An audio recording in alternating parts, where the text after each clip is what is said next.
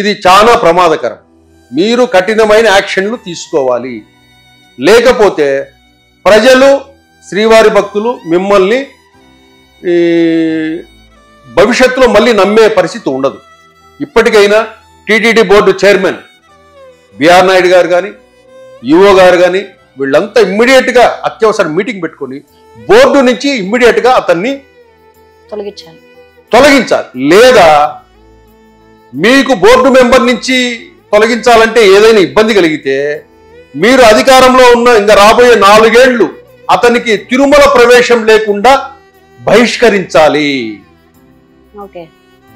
అతనికి తిరుమల ప్రవేశం లేకుండానే బహిష్కరించాలి నరేష్ అనే వ్యక్తిని. అటువంటి శిక్షను విధించండి. 2 ఆప్షన్స్.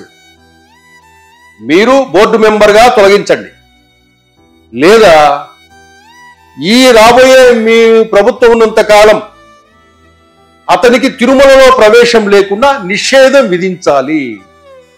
అటువంటి శిక్షలు వేస్తే గాని మీకు ఇక్కడ తిరుమలలో ఇటువంటి సంఘటనలు పునరావృతం కాదు. అందరూ జాగ్రత్తగా మలుచుకుంటారు.